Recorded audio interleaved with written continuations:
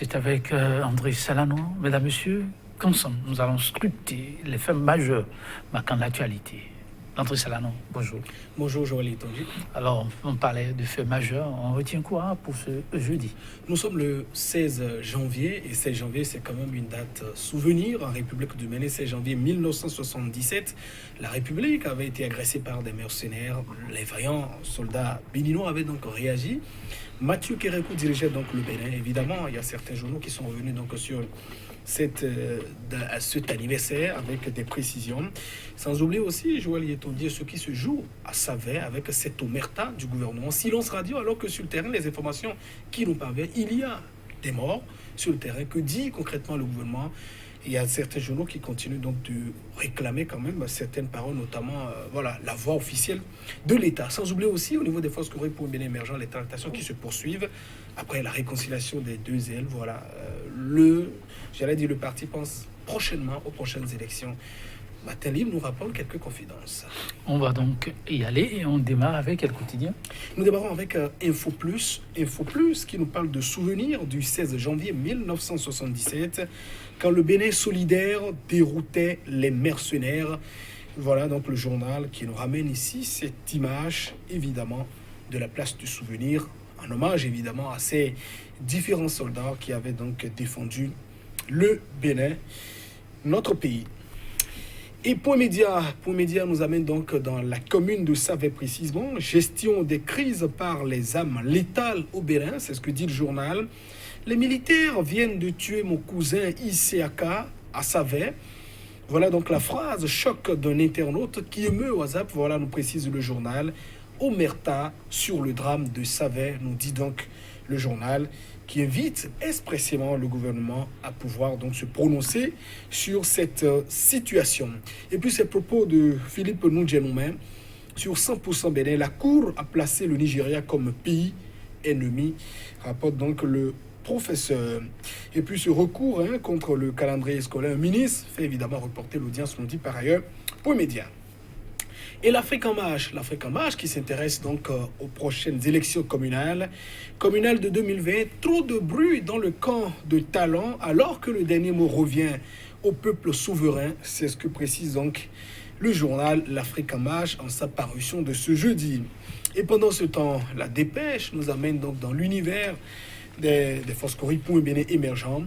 Mode de gestion de FCBE par son président d'honneur. Bonification des échecs, c'est ce que nous dit donc le journal, toujours avec ces images satiriques qui nous montrent évidemment un homme sous parapluie avec sans doute certains sujets ou certains collaborateurs qui l'entretiennent évidemment.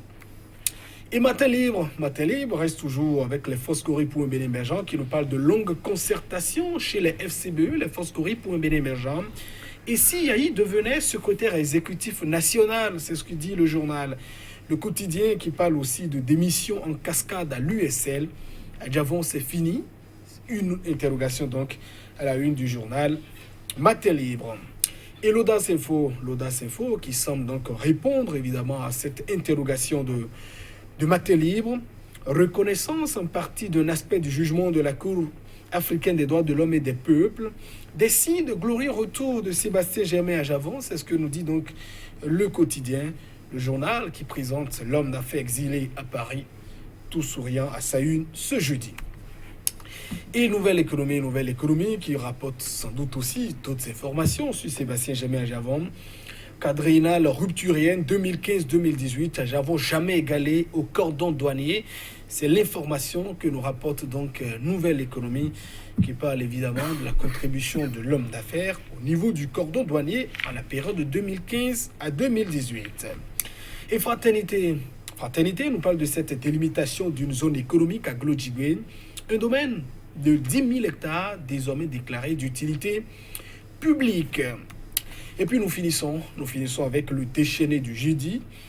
Le déchaîné du jeudi avec ces images que nous allons donc interpréter. D'abord les propos, poésie, le bidon et les tablettes. Voilà donc le titre.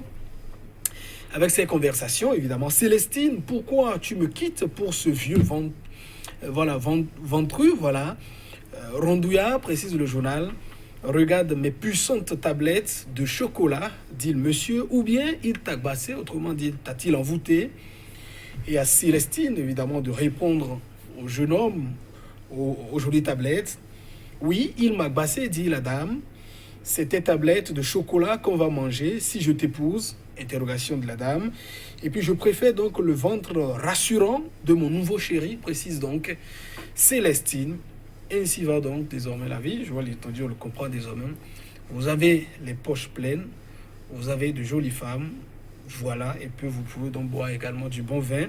Et comme le dit Diderot, rouler sur de jolies dames.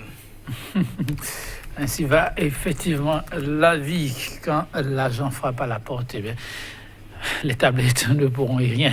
On va y aller, on démarre avec Point Média.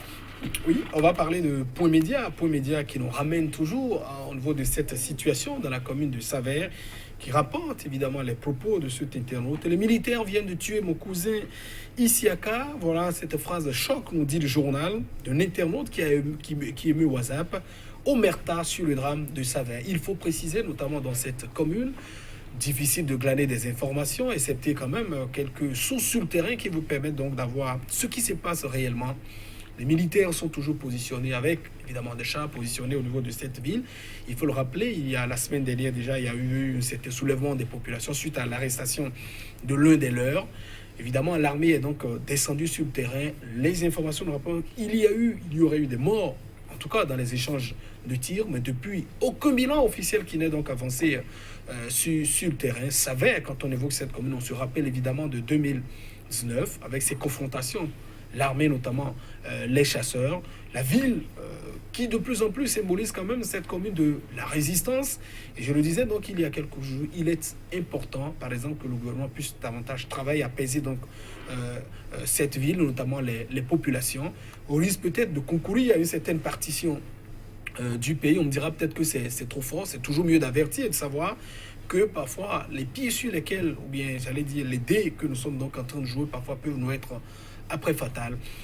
On sait déjà, député de la localité, par exemple, Okulola récemment demandait sur les ondes de radio Idadou de Saverne pardon à Boniaï. Donc difficile pour lui, par exemple, d'aller dans cette commune et de fonctionner aisément, alors qu'un régime passera, par exemple. Donc il est important pour tous les acteurs politiques, notamment que ce soit religieux et autres de la commune, de pouvoir jouer leur partition et dire notamment à ces acteurs politiques qui ressortent de cette commune, notamment de ça avec eux, c'est important. La rupture sans doute vivra, mais la rupture partira. Mais vos communes resteront vos communes. Et peut-être votre souhait, c'est de retourner un jour en famille, de le faire. Donc, si vous travaillez à davantage, vous ne travaillez pas et que les positions se cristallisent davantage et que la colère demeure donc à Saverne, je crois que ce n'est pas évidemment une bonne chose. Et sans oublier également les risques, par exemple, de l'effet domino, je voudrais dire, de contagion d'autres communes où on pourrait donc enregistrer, comment dit-on, les mêmes effets. Et profiter aussi et dire aux différentes populations, c'est toujours dans la paix qu'on réglera les problèmes et non détruire les infrastructures que l'État essaie donc de nous construire. Ce qui est important ici, c'est d'échanger quand même et d'apaiser totalement la commune de Saverne. Écouter les uns les autres dans les réclamations, savoir la solution qu'il faut donc apporter. Et moi, j'estime que celui, en principe, qui doit prendre le devant des scènes, c'est le président de la République, le chef de l'État, parce que c'est lui quand même qui est garant de notre sécurité. On a davantage besoin de chiffres officiels de ce qui se passe, notamment à Saverne. Et il faut que la commune s'apaise enfin, Joël Etonchi. Il faut que Saverne s'apaise. Et Matin Libre, avec sa manchette de ce matin. Oui, Matin Libre qui nous ramène toujours dans, disons, les méandres de ce qui se passe au niveau des forces Coripon et Bénémergent. Longue concertation chez la FCBE. Et si Yahi devient secrétaire exécutif national, vous savez, depuis son retour, il a réussi quand même à réunir les deux ailes au niveau de son parti. Les discussions se poursuivent. Bouni Yahi, pour le moment, qui demeure quand même le président d'honneur. On sait que tout tourne autour de lui. Alors, au niveau quand même du bureau exécutif, il y a certains qui souhaitent que Bouni Yahi soit quand même le secrétaire exécutif national. Parce que n'oubliez pas, il y a deux ailes. Alors, s'il arrive quand même à unifier les deux, c'est pour dire peut-être que, en bon père de famille, vous ne donnez ni à l'autre, ni à l'un. Ce que vous faites, c'est que vous-même, peut-être, vous prenez les responsabilités du parti. Mais attention, c'est aussi un exercice ou bien peut-être une transformation qui pourrait donc être périlleuse ou bien il faut savoir manier un peu les pièces ou bien j'allais dire les pièces qu'on a à son niveau. Je pense évidemment parce que, n'oubliez pas, le parti a reçu son récépissé peut-être pour aborder les communales. Et l'exécutif aussi, je veux parler du régime de la rupture, l'ont évidemment a une oreille attentive au niveau de tout ce qui se passe à ce niveau. Et la question que je me pose, on sait l'influence qu'il y a donc autour de Boni Yahya. Est-ce que c'est forcément en le voyant comme secrétaire exécutif national qui les assurera une certaine aura sur le parti, sa voix elle est prépondérante au niveau des forces correctes pour le bien émergent, nous le savons. Est-ce que forcément c'est utile? En tout cas, c'est la vie du parti politique. Ils essaieront donc de décider, mais comme on le dit une fois encore, pas de bis repetita, ne répétons pas les mêmes erreurs qui peuvent donc vous être fatales, si tant est que l'objectif, par exemple, c'est de participer au communal et sans doute décider déjà du prochain candidat pour l'FCBE pour 2021. Pourquoi pas? Il faut pouvoir interroger l'avenir, mais cet avenir se prépare depuis hier, comme on dit. Alors, Info Plus, je crois que c'est bien de cela qu'il est question, qui nous replonge dans l'histoire du Bénin, un pan. Oui, Info Plus, qui nous parle de ce souvenir du 16 janvier 1977, quand le Bénin solidaire déroutait les mercenaires. On en parle abondamment, voilà, avec cette date au souvenir. Je crois que c'était une très bonne chose. Les soldats avaient donc défendu. Bravo à nos voyants soldats. Et voilà, ça fait carrément 43 ans aujourd'hui, je vois les trucs. Merci à vous, Landry Salalon. Merci, chers téléspectateurs, et à demain.